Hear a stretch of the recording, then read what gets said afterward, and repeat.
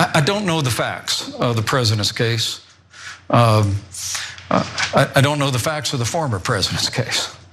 But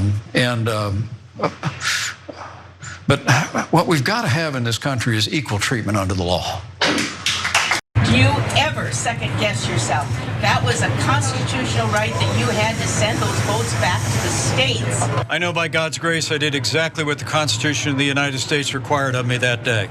I'm somebody that I don't really buy into the rich need to pay their fair share. This is a common sleight of hand that the right wing uses, right? Did you know that the richest, and they'll fill in the blank 1%, 10%, etc., pay a giant percentage of the taxes? Yeah, brother, I know that if someone has $1 billion, they're gonna pay a lot more in taxes than someone making $25,000. It's pretty obvious, isn't it, right? And that's why we say fair share.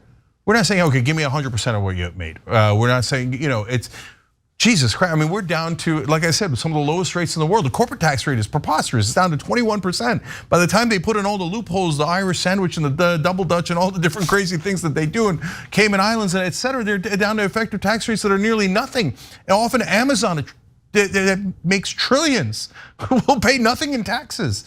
Effective tax rate for some of the wealthiest people in this country are now sometimes down to 3%, right? And Mike Pence goes, nope, too much.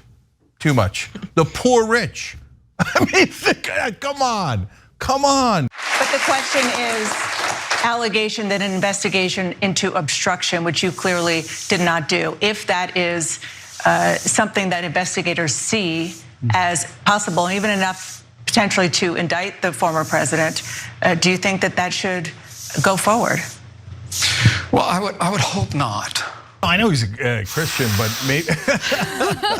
maybe he's doing some sort of breathing exercises there, some sort of meditation or something. Like, oh, we're talking about Trump again. I remember when that guy tried to execute me.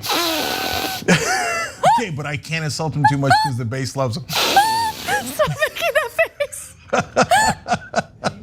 I mean, I thought the first one was funnier though, when he was like, yeah, he struggles. He struggles. You can tell he's nervous. He can't find the words. He's like hyperventilating a little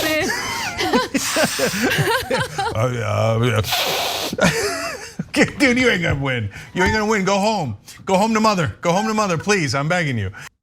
You were commenting on the fact that all of these problems belong to Joe Biden, and they do.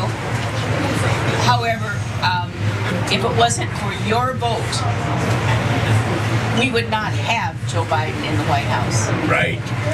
Joe Biden shouldn't be there.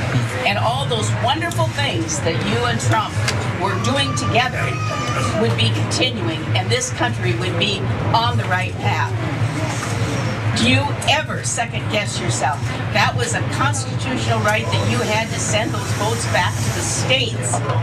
It was not like you were going to personally elect him.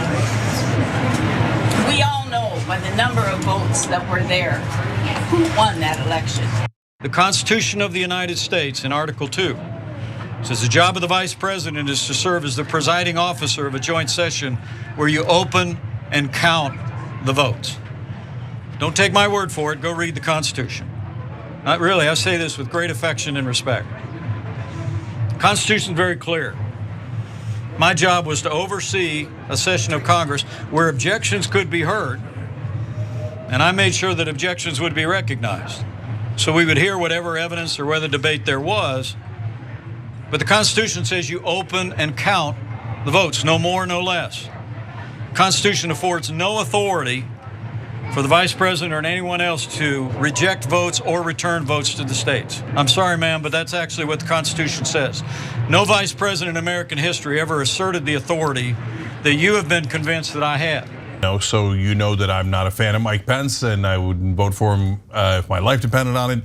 But he is absolutely right on those facts. And every day I grow more comfortable saying that his actions on January 6th were heroic. And so both not leaving the building to make sure he got the job done, and he is, yes, he's kissed Trump's ring many times before and after January 6th. Yes, he's equivocating, all those things.